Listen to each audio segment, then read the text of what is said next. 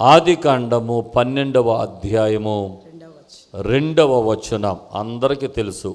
4 ఆశీర్వాదాలతో కూడిన మాటలు ఏంటంటో చెప్పండి. మొదటి మాట, నిన్ను గొప్ప జనముగా చేసి. రైట్. ఎవరికి ఇచ్చిన వాగ్దానం ఇది? అబ్రహాముకు దేవుడిచ్చిన వాగ్దానము, నిన్ను గొప్ప జనముగా చేస్తాను. చేశాడా లేదా దేవుడు అబ్రహాముని? గొప్ప జనాంగంగా మార్చాడు. దేవునికి స్తోత్ర. ఇసక రేణువుల వలె, ఆకాశ నక్షత్రముల వలె నీ సంతానాన్ని విస్తరింపజేస్తానన్నట్లుగా గొప్ప జనాంగంగా దేవుడు అబ్రహాము కుటుంబాన్ని, సంతానాన్ని ఆశీర్వదించాడు. ఈ వాగ్దానాన్ని ఇటు భౌతికంగాను ఇటు ఆత్మీయంగాను 2 విషయాలకు మనం అన్వయించుకొని మాట్లాడుకోవాలి. మన జీవితాల్లో కూడా దినము దేవుడు వాగ్దానం చేస్తున్నాడు. మనలను కూడా దేవుడు గొప్ప జనాంగముగా చేయబోతున్నాడు. స్తోత్రం. 2వ మాట, నిన్ను ఆశీర్వదించి. అబ్రహామును ఆశీర్వదించాడా లేదా? ఆర్థిక పరిస్థితులన్నీ దీవించబడ్డాయా లేదా? అబ్రహామును బంగారముతో దేవుడు ఆశీర్వదించాడా లేదా? ఆశీర్వదించాడు. తాను చెప్పినట్లుగానే వాగ్దానమును నెరవేర్చి అబ్రహాము జీవితాన్ని దేవుడు ఆశీర్వదించాడు. ఈ రోజున దేవుని వాక్య ప్రకారం జీవించే వారందరికీ వాగ్దానం వర్తిస్తుంది. ఆమేన్ చెప్పండి. నేను గడిచిన వారం కూడా ఈ వాక్యాన్ని చెప్పి తండ్రి గారి జీవితంలో, నా జీవితంలో దేవుడు ఎలాగా ఈ వాగ్దానాలు నెరవేర్చాడో కూడా ఉదాహరణ చెప్పాను. దైవజనులు ఎలీషా రాజయ్య గారు దేవుని సేవకు పిలవబడక మునుపు ఒక నిరుపేద వ్యక్తిగా, ఒక దీనస్థితిలో ఉన్న వ్యక్తిని ప్రభువు మాట్లాడితే ఆ మాటకు అంగీకరించి వచ్చిన కారణాన 1 గొప్ప జనాంగంగా దేవుడు చేశాడు. 2 ఆయనను ఆశీర్వదించాడు. ఆయన మాట విని మేము కూడా దేవుని పరిచర్య చేస్తున్నాం. దేవుడు మాకు గొప్ప జనాంగాన్ని ఇచ్చాడు, మమ్మల్ని ఆశీర్వదించాడు. 3వ మాట, మీ నామమును పెద్ద పేరు వస్తుంది. మీకు వచ్చిందా లేదా చెప్పండి. అబ్రహాముకి గొప్ప పేరు వచ్చిందా లేదా? అబ్రహాము పేరు ఆ తరం వరకే విడిచిపెట్టలేదు. ఈరోజు రక్షణ పొందిన వారికి కూడా ఇతడును నిజముగా అబ్రహాము కుమారుడే అని చెప్పేంత గొప్ప పేరును అబ్రహాముకు దేవుడు ఇచ్చాడు. స్తోత్రం చెప్పండి. నిజముగా ఆయన కొరకు జీవించే వారికి ఆయన గొప్ప నామం ఇస్తాడని చెప్పడానికి భేదస్థుతి నుండి బిషప్ స్థాయి వరకు ఎదిగిన మన ఆత్మీయ తండ్రి గారు కానీ, 10వ తరగతి 4 సార్లు పేరైన జ్యోతిరాజు 22 దేశాలు తిరిగి సువార్త చేసే ఆ కృపనిచ్చిన ఈ సాక్ష్యం కానీ ఒక ఉదాహరణని చెప్పడానికి సందేహమో లేదు. స్తోత్రం చెప్పండి. ఈరోజుకి గొప్ప పేరుని దేవుడు ఇచ్చాడు. ఇక 4వ మాట, నీవు ఆశీర్వాదముగా ఉంటావు. చెప్పండి మాట. అబ్రహాము కొరకే బ్రతికాడా? ఇతరులకు ఆశీర్వాదకరంగా బ్రతికాడా? ఈ వాగ్దానము పొందిన వారందరూ మీరు దీవించబడటమే కాదు, 10 మందికి దీవెనకరముగా దేవుడు మనలను చేయబోతున్నాడు. హల్లెలూయా. ఒకప్పుడు తినటానికి తిండి లేని ఎలీషా రాజయ్య గారి జీవితంలో ఈ వాగ్దానాన్ని నెరవేర్చి ఇప్పుడు ఆయన 10 మందికి పెట్టేలాగా ఆశీర్వాదకరంగా దేవుడు మార్చాడు. ఏమంటే ఎందుకు పనికిరాని నా జీవితాన్ని దేవుడు ఆశీర్వదించి ఈరోజు అనేకులకు ఆహారం పెట్టేవారుగా, అనేకులను పోషించేవారుగా, అనేకులకు దీవెనకరంగా దేవుడు ఉంచాడు. స్తోత్రం కలుగునుగాక. ఈ మాటలు చెప్పడానికి ఒక కారణం ఉంది. వాగ్దానము చేసిన వాడు నమ్మదగినవాడు. ఆమేన్. ఆయన వాగ్దానము చేసి నెరవేర్చకుండుటకు ఆయన నరుడు కాదు. అయితే కొందరు జీవితాల్లో వాగ్దానాలు నెరవేర్చబడటం లేదు. వాళ్ళు వాగ్దానాలు పొందుకోనప్పుడు, నెరవేర్చబడినప్పుడు వారు ఇన్ని మాటలు దేవుని మీద మాట్లాడుతూ ఉంటారో. ప్రతి సంవత్సరం ఏదో వాగ్దానమని ఏదో పలికిస్తారు, పాస్టర్ గారు ఇస్తారు, ఆ కార్డులు తీస్తాం కానండి, ఎప్పుడు మా జీవితాలు ఇవేమీ నెరవేరలేదండి అని చెప్తారు. ఎందుకు నెరవేరవు? ఎందుకు జరగవు? దానికి కారణాలు ఏంటి? ఈరోజు కొన్ని మాటలు మనం ధ్యానం చేద్దాం. స్తోత్రం చెప్పండి. వాగ్దానము చేసిన దేవుడు చాలా వాగ్దానాలలో వాగ్దానాలతో పాటు మనము కూడా చెయ్యాల్సిన కొన్ని బాధ్యతలు, కొన్ని పనులు దేవుడు మనకు ఖచ్చితంగా అప్పగిస్తాడు. ఎప్పుడైతే దేవుడు చెప్పిన పని మనము చేస్తామో వాగ్దానము చేసిన ప్రతి మాటను దేవుడు నెరవేరుస్తాడు. ఈ వాగ్దానం ఇవ్వక ముందు అబ్రహాముకు దేవుడు ఏం చెప్పాడు? 12వ అధ్యాయం 1వ వచనము నుండి చదువుదాం. యెహోవా, నీవు లేచి దేశము నుండి, నీ బంధువుల నుండి, నీ తండ్రి ఇంట నుండి బయలుదేరి నేను నీకు చూపించు దేశమునకు వెళ్ళుము. ఈ 4 ఆశీర్వాదాలలో మనము నిజముగా పొందుకోవడానికి ఈ ఆశీర్వాదాలకు ముందు అబ్రహాము చేయాల్సిన ఒక 4 మాటలు దేవుడు చెప్పాడు. అక్కడ స్తోత్రం చెప్పాడు. హల్లెలూయా. 1, ఏం వదిలిపెట్టాలి? దేశాన్ని వదిలేయి. 2, బంధువులను వదిలేయి. 3, తండ్రి ఇంటిని వదిలేయి. 4, నేను చూపించే దేశానికి వెళ్ళు. స్తోత్రం చెప్పండి, గట్టిగా చెప్పండి. ఇక్కడ మొదటగా కొన్ని మాటలు మీకు అబ్రహాము జీవితాన్ని గురించి నేను వివరిస్తాను. దేవుడు చెప్పిన మాట చెయ్యటం కొన్నిసార్లు దేవునికి దగ్గరైనప్పుడు అది మనకి ఇష్టంగానే ఉంటుంది, మనం ఖచ్చితంగా ఆ మాట చేయగలుగుతాం. కానీ అబ్రహాము జీవితంలో దేవుని మాటకు లోబడిన సందర్భాన్ని మనం గుర్తు తెచ్చుకుంటే దేవుడు ఎందుకు అబ్రహామును అంతగా దీవించాడో మనకు అర్థమవుతుంది. స్తోత్రం చెప్పండి. ఒక మాట చెప్తాను. ఒక విశ్వాసిని దేవుడు హెచ్చించాలనుకున్నప్పుడు ఆ వ్యక్తి జీవితంలో కొన్ని పరిశోధనలు ఖచ్చితంగా జరుగుతాయి. ఆమేన్ చెప్పండి. పరీక్ష లేకుండా ప్రమోషన్ ఉండదు. పరీక్ష లేకుండా పై క్లాసులోకి వెళ్ళలేం. పరీక్ష లేకుండా ఉద్యోగం దొరకదు. పరీక్ష లేకుండా చికిత్స జరగదు. స్తోత్రం చెప్పండి. దేనికైనా ఏముండాలి? పరీక్ష. అలాగే ప్రభువు కూడా కొన్ని పరిశోధనలు గుండా నడిపించి ఆ పరిశోధనలో గెలిచిన ప్రతి ఒక్కరిని ఆయన మంచి స్థాయిలోనికి నడిపిస్తూ ఉంటాడు. స్తోత్రం చెప్పండి. అందుకు ఉదాహరణగా అబ్రహాము జీవితం మనకి కనబడుతుంది. అబ్రహాము జీవితాన్ని చూచినప్పుడు ఈ 12వ అధ్యాయం 1వ వచనములో మొదటగా దేవుని పిలుపు అక్కడ వినపడుతుంది. యెహోవా నీవు లేచి అనండి మాట. రైట్, అక్కడ ఆగితే ఆ ముందేం జరిగిందో కొద్ది మాటలు గుర్తు తెచ్చుకుందాం. నీవు లేచి అనే మాట ఎవరితో చెప్పాడు? చెప్పండి గట్టిగా. అంటే ఆయన ఏం చేస్తున్నాడు? కొన్ని పరిస్థితుల్లో అలా కూర్చున్నాడు, కొన్ని పరిస్థితుల్లో అలా ఉండిపోయాడు, కొన్ని పరిస్థితుల నుండి లేవలేకపోతున్నాడు, అక్కడే ఉండిపోయాడు. ఉండిపోయిన వ్యక్తితో దేవుడు మాట్లాడుతున్నాడు, నీవు లేచి. రైట్, ఇంకో మాట చెప్తాను. ఎవరు మాట్లాడుతున్నారు అనుకోవాలి అబ్రహాము? ఎలాగనుకోవాలి? దేవుడు ఏమన్నా ఇంట్రొడక్షన్ ఇచ్చాడా? అబ్రహామా నేనేనయ్యా సైన్యములకు అధిపతియగు అని ఏమైనా చెప్పాడా? ఏమి ఇంట్రొడక్షన్ లేదు, ఏమీ లేదు, డైరెక్ట్ అటాక్. ఇంకో మాట చెప్తాను. ఆయన స్వరం గుర్తుపెట్టేయడానికి అబ్రహామును ఏమన్నా ముందు నుండి విశ్వాస అని అడిగితే కాదు. ఒక్క మాటలో చెప్పాలంటే అబ్రహాముకు దేవుడు ఎవరో తెలీదు. నేను చాలా చిన్నప్పుడు అబ్రహాము గురించి చదువుతున్నప్పుడు కొంతమంది వ్యాఖ్యానకర్తలు అయితే కొంతమంది బైబిల్ పండితులు అబ్రహామును గురించి ఒక చరిత్ర రాసుకొచ్చారు. అది చదివినప్పుడు చాలా ఇంట్రెస్టింగ్గా అనిపించింది. అబ్రహాముకు దేవుడు ఎవరో తెలియనప్పుడు అతని ఉద్యోగం ఏంటంటే అతని తండ్రి తెరహు ఆయన విగ్రహాలు తయారు చేసేవాడు, బొమ్మలు తయారు చేసి అమ్మేవాడు. ఆ బొమ్మలనే ప్రజలు దేవుడని పేరుతో కొనుక్కొని తీసుకెళ్ళేవారు.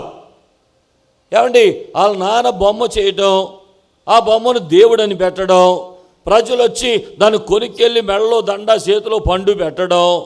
అబ్రహాం ఇదంతా చూసి ఆలోచిస్తున్నాడంటే ఇదేంట్రా, నా కళ్ళు ముందే మా నాన్న మట్టి పిసికి బొమ్మను చేసి రంగులేసి తయారు చేసి అక్కడ పెడితే ప్రజలు దేవుడని కొనుక్కెళ్ళిపోతున్నారేంటి? దేవుణ్ణి మా నాన్న తయారు చేయగలడా? ఏమండి, మట్టితో చేయబడిన వాడు దేవుడు అవుతాడా? ఇలాంటి కొన్ని ప్రశ్నల చేత అబ్రహాము సంధించబడ్డాడట. ఇక ఆలోచించడం తరువాయి ఇక అతడు పరిశీలనలోనికి వెళ్ళిపోయాడు.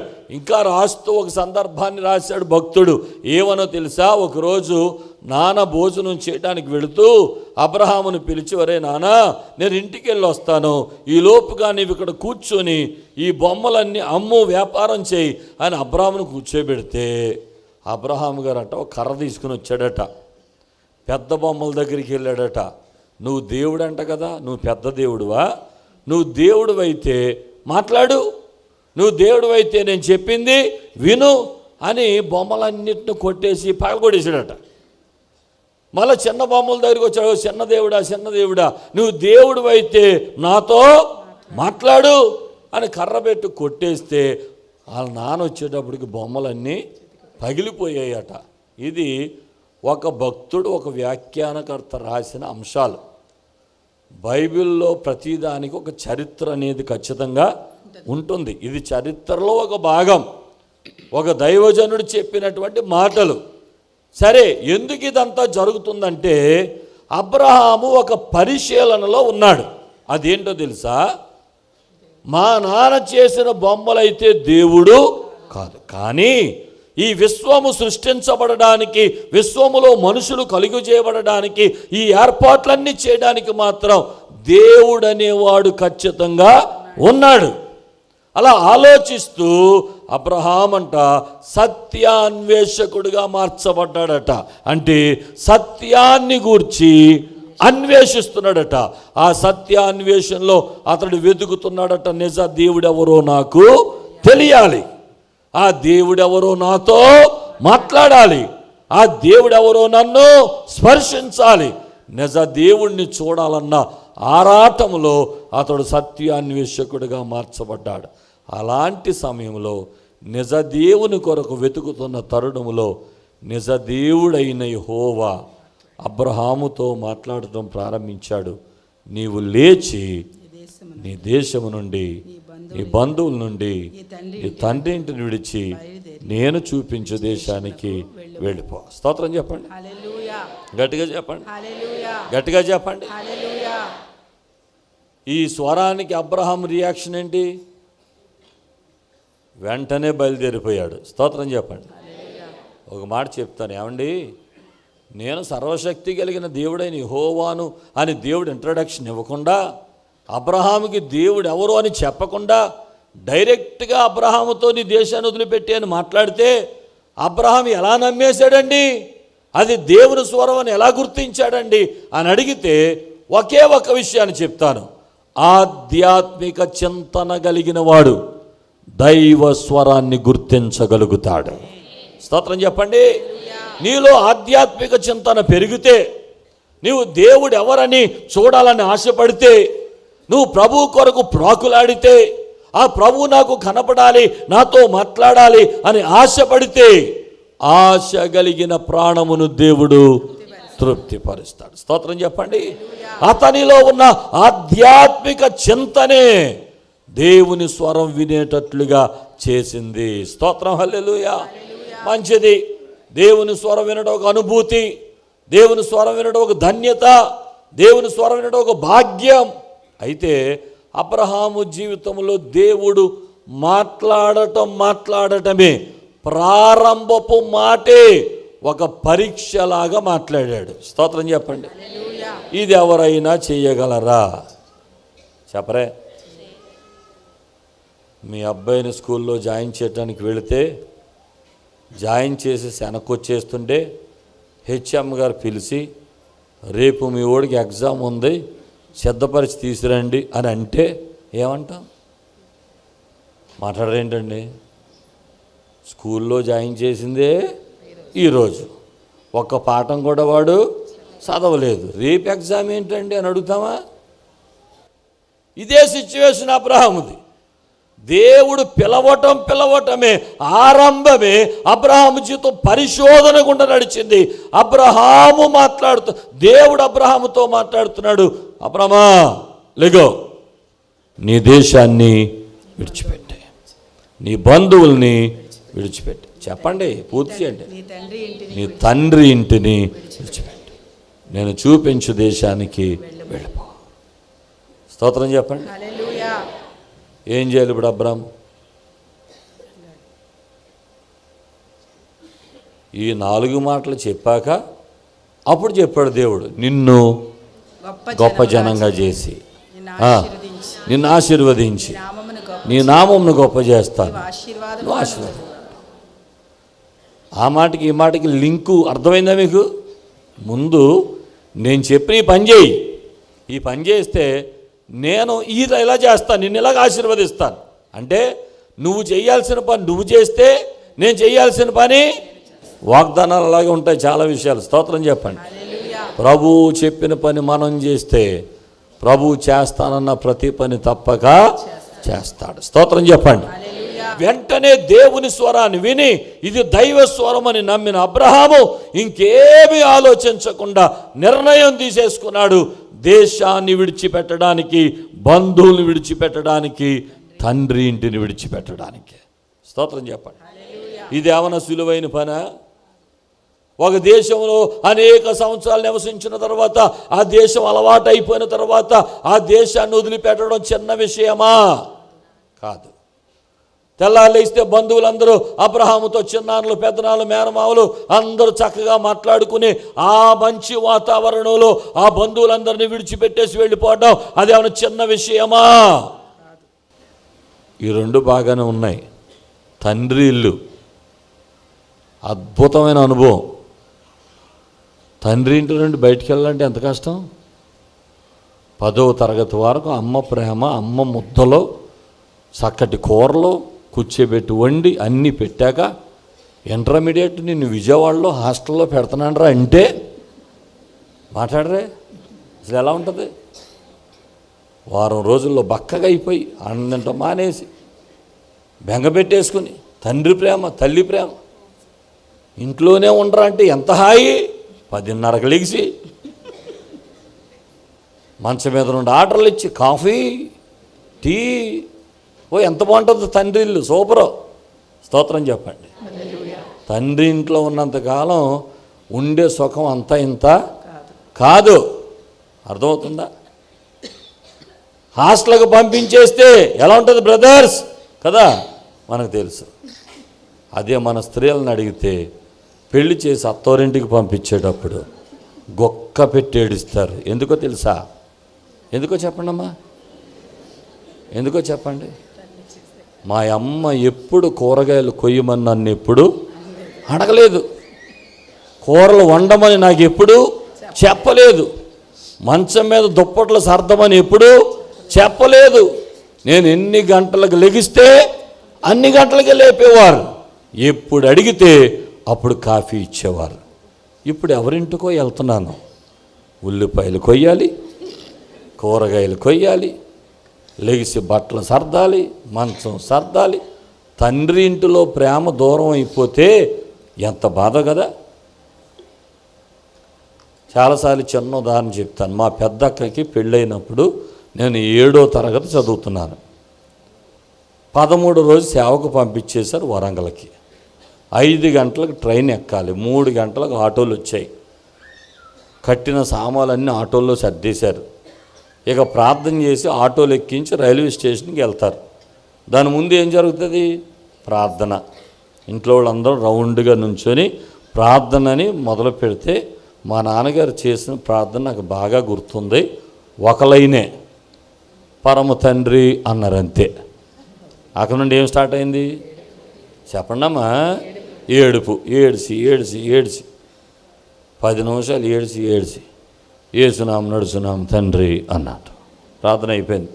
ఆ వెంటనే మా అక్క వచ్చి మా నాన్నగారిని పట్టుకుని నాన్నగారు జ్యోతి అని ఇద్దరు 10 నిమిషాలు ఏడుచుకున్నారు. అయిపోయింది. మా అమ్మ దగ్గరికి వచ్చింది. వాళ్ళు 10 నిమిషాలు ఏడ్చారు ఇద్దరు. ఆ రౌండ్ అయిపోయింది. మా చిన్నక్క దగ్గరికి వచ్చింది. వాళ్ళిద్దరూ 10 నిమిషాలు ఏడ్చారు. అది అయిపోయింది. మా పెద్దన్ని దగ్గరికి వెళ్ళింది. వాళ్ళు 10 నిమిషాలు ఏడ్చారు. నేను తలుపు దగ్గర నుంచి ఆలోచిస్తున్నాను. కొత్తగా పెళ్ళైన వాళ్ళు సంతోషంగా ఉంటారంటారు, వీళ్ళు ఏంట్రా ఏడుస్తున్నారు ఇలాగా అని కొంచెం ఆలోచన వచ్చింది. సరే, అది నాకు అర్థం కాలేదు, కానీ ఒకటి అర్థమైంది.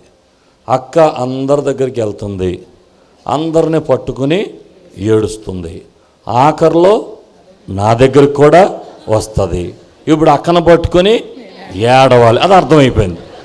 దానికి రెడీ అయిపోయాను ఏడ్చేయటానికి. వచ్చింది చంటిగా అక్క అని పట్టుకుని ఏడ్చేసాను. ఎందుకు ఏడ్చానో నాకు తెలియదు. అక్క ఏడిసింది కాబట్టి నేను కూడా ఏడ్చాను. 21 సంవత్సరాల క్రితం నేను పెళ్లి చేసుకొని మాచర్ల నుండి వస్తున్నప్పుడు మా ఆవిడ వాళ్ళ ఇంట్లో ఏడుతుంటే అప్పుడు అర్థమైంది నాకు ఎందుకు ఏడుతారు. సుఖం, తల్లి ఇంట్లో సుఖం, తండ్రి ఇంట్లో సుఖం. బెడ్ మీద నుండి 11 గంటలకు దిగిన అమ్మ మాట్లాడదో, అమ్మ ఉప్పు డబ్బా ఇటు పట్టురా అని కూడా అమ్మ అందో. అంత అల్లారుముద్దుగా పెంచిన ఆ తల్లి ప్రేమ, తండ్రి ప్రేమ వదిలిపెట్టి ఎవడో ముక్కు మొఖం తెలియనుడు వస్తే ఆడ తెలిపోవాలా, కొంచెం బాధ ఉంటుంది. అందుకే ఏడుస్తారు ఈ ఆడవాళ్ళు, స్తోత్రం కలుగునుగాక. ఆ ఏడుపుకు వేరే అర్థం ఉండదు. రేపు నుండి ఉల్లిపాయలు కొయ్యాల్సిందే, అదే ఏడుపు కదా. స్తోత్రం చెప్పండి. సరే, ఆ తల్లిదండ్రులు కూడా ఏడుస్తారు, కానీ లోపల ఒక మంచి అభిప్రాయం ఉంటుంది. అదేంటంటే, నా కుమార్తెను ఒక మంచి గృహస్థుడికి వివాహమిచ్చి చేశాను, వారిద్దరూ అభివృద్ధి చెందుతారు అన్న చక్కటి ఆలోచనతో సంతోషంగా పంపిస్తారు. కొద్దిసేపు వాళ్ళు ఎడబాటును చూచి ఏడ్చినా ఏమండి, కానీ పెళ్లి కూతురు ఇంటికి రాగానే మళ్ళీ మామూలైపోద్ది, సంతోషం వస్తుంది. కానీ ఇక్కడ ఆలోచించాల్సిన ఒక విషయం చెప్తాను. తండ్రి ఇంటిని కూడా విడిచిపెట్టి అబ్రహాము వెళ్ళిపో అని చెప్పిన దేవుడు ఎక్కడికి వెళ్ళాలో చెప్పలేదు, ఎందుకు వెళ్ళాలో చెప్పలేదు. అడ్రస్ తెలీదు, పర్పస్ తెలీదు, కానీ మాట్లాడింది ఎవరు చెప్పండి? దేవుడు చెప్పిన మాట. అబ్రహాము గారు, శారమ్మ, లోతు, ఒంటెలు, సామాలు అన్నీ కట్టుకుని బయలుదేరిపారు. అసలు ఆ ప్రయాణం ఎంత విచిత్రమైన ప్రయాణం చూడండి. ఎవడైనా అడిగితే ఏం చెప్పాలి అబ్రహాము? ఇప్పుడు తెల్లారాలు చుట్టాలు ఎదురొచ్చారు. నమస్తే అబ్రహాము. నమస్తే అండి. ఏంటి ఊరు వెళ్తున్నట్టున్నావు? వెళ్తున్నానండి. ఏ ఊరు తెలీదా? బస్ స్టాండ్లో మీ ఇంటోళ్ళు, ఇంటి ఓనర్సో, ఇంటి అద్దెలో ఉన్నవాళ్ళు ఎవరో నిలబడినప్పుడు మీరు వెళ్ళి పలకరించి ఏ ఊరు వెళ్తున్నారండి అని అడిగితే ఏమోనండి అన్నారనుకో, ఏమనిపిస్తుంది మీకు? మనోడికి రాత్రి ఏదో తేడా చేసేసింది అనిపిస్తుంది కదా.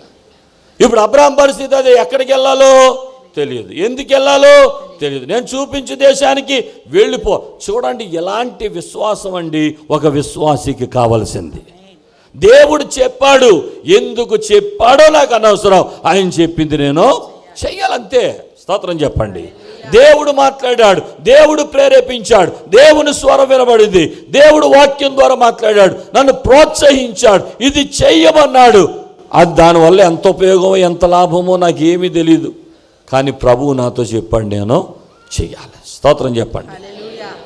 అంతే, అబ్రహాం చేసేశాడు. అబ్రహాము ఆ పని చేసిన కారణాన దేవుడు వాగ్దానం చేసిన దానిని అబ్రహాము జీవితంలో నెరవేర్చాడు. స్తోత్రం చెప్పండి. ఇంకా అబ్రహాము ఈ వాగ్దానాన్ని పొందుకునే వరకు చేసిన కొన్ని కార్యాలు ఉన్నాయి. అవి వచ్చే వారాల్లో ఒకటి చెప్తాను. స్తోత్రం చెప్పండి.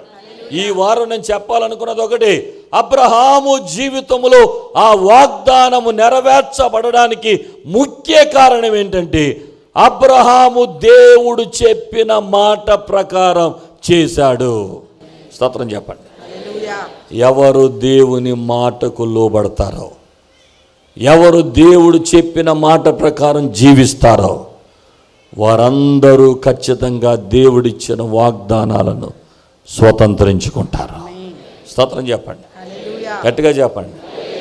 ఇక్కడ అబ్రహాము నిజంగా వాగ్దానం ప్రకారం దీవించబడడానికి బలమైన కారణం ఏంటంటే, దేవుడు చెప్పిన మాటకు లోబడ్డాడు. చెప్పండి, అందరూ చెప్పండి. పక్కన వాళ్ళకి సెకండ్ ఇవ్వండి. అబ్రహాము జీవితంలో వాగ్దానం నెరవేర్చబడటానికి కారణం, అబ్రహాము దేవుడు చెప్పిన మాట విన్నాడు. చెప్పండి ఇప్పుడు పక్కన వాళ్ళకి.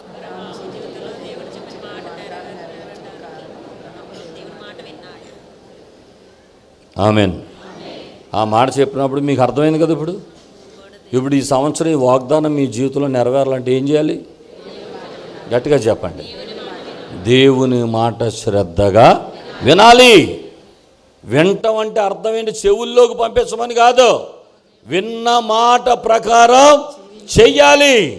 అబ్రహాము విన్నాడు, విన్న దానిని జరిగించాడు. ఎప్పుడైతే దేవుని చిత్తానుసారంగా బ్రతుకుతామో, దేవుని మాట ప్రకారం జీవిస్తామో, అప్పుడు తప్పక దేవుని వాగ్దానాలు మన జీవితంలో నెరవేర్చబడతాయి. స్తోత్రం చెప్పండి, గట్టిగా చెప్పండి, ఇంకా గట్టిగా చెప్పండి. ఇంకో మాట చెప్తాను, దేవుడు చెప్పిన మాట గుడ్డిగా చేసేయాలి. ఎలాగా? గట్టిగా చెప్పండి.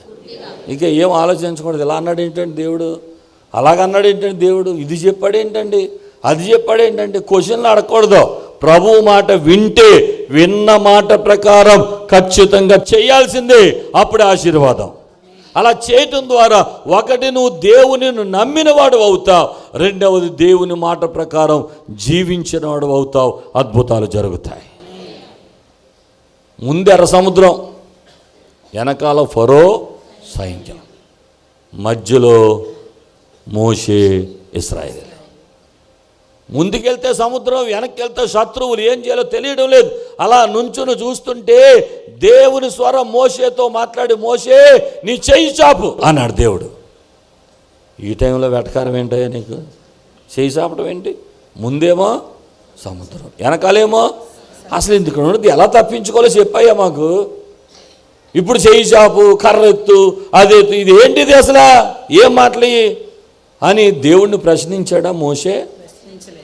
అక్కడ శత్రువులున్నా, సముద్రం ఉన్నా, ఆ భయము గుండెల్లో ఉన్నా, అవేమీ లెక్క చేయకుండా దేవుడు చెప్పాడు, చెప్పింది నేను చెయ్యి చాపగానే ఎర్ర సముద్రము 2 పాయలుగా చేల్చబడింది. దేవుని మాట మాటగా విని వాక్యాన్ని వాక్య ప్రకారం జీవిస్తే నీ జీవితంలో ఎదురయ్యే ఎర్ర సముద్రాలు, వెనకున్న శత్రు సైన్యాలు దాటి వెళ్ళిపోగలిగే కృప దేవుడు మనకు అనుగ్రహిస్తాడు. ఎర్ర సముద్రాలు నీ జీవితంలో చీలిగిపోయి ఆ సముద్రాల మధ్యలో ఆరిన నేల వంటి దారి ఏర్పడాలి. నువ్వు ముందుకు సాగిపోవాలంటే ఒకే ఒక పని చేయాలి, దేవుడు చెప్పిన మాట వినాలి, మాట ప్రకారం జీవించాలి. స్తోత్రం చెప్పండి. అర్థమైందా? కొంతమంది దేవుడి మీద శనిగేస్తారు. ఏంటండి ఆదివారం 6 గంటలకంటే 6 గంటలకి 8:30 గంటే, నాకన్నా ముందు ఎవడు రాడు చర్చికి, నేనే ఫస్ట్ వచ్చేస్తున్నాను, నేను ఇచ్చినట్టు క్రమంగా దశమభాగం ఎవడన్నాడు, నేనే ఇస్తున్నాను, అన్ని కోటాల్లో ముందుంటాను, పాస్టర్ గారు చెప్పిన పని చేస్తాను, అయినా ఆశీర్వాదాలు నాకు రావట్లేదండి. ఇదంతా భ్రమ. పాస్టర్ గారు లేదో నేర్చుకుని చెప్పేస్తున్నారు, వాళ్ళ వెనకాల మనం వెళ్ళిపోతున్నాం, ఇదంతా ఉత్తిదే అని చెప్పిన వాగ్దానాలు నెరవేర్చబడక నిరాశపడి దేవుని మీద నేరాలు వేసేవాళ్ళు చాలామంది ఉన్నారు. నేను చెప్తున్నాను, నువ్వు గుడికి రావటం కాదు, సందా ఇవ్వటం కాదు, ఉపవాసం ఉండటం కాదు, ఇవన్నీ ప్రక్కన పెడితే దేవుని మాట 100% నెరవేరుస్తున్నావా? గుడికి వచ్చి బయటికి వెళ్ళిపోయినంత మాత్రం ఆశీర్వాదాలు రావు. ఇక్కడికి వచ్చిన వాడు దేవుని మాటకు సంపూర్ణంగా లోబడాలి, మాట ప్రకారం జీవించాలి. అది కష్టమైన నష్టమైన చెయ్యాలి. ఏమీ తెలియకుండానే అబ్రహాము బయలుదేరినట్లుగా, అన్ని విడిచిపెట్టుకుని బయలుదేరినట్లుగా దేవుడు చెప్పిన మాటకు అలా శిరసావహించి మాట వింటే అసాధ్యమైన వాటిని దేవుడు, స్తోత్రం చెప్పండి. మా చిరునామా పాస్టర్ ఎం జ్యోతిరాజు, శాంతినగర్, ఏలూరు 534007, పశ్చిమ గోదావరి జిల్లా, ఆంధ్రప్రదేశ్.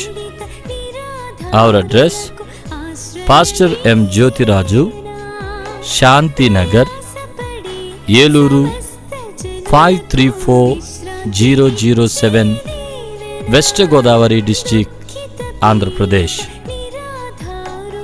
మా ఫోన్ నంబర్లు 8007773333 మరియు 800877774444.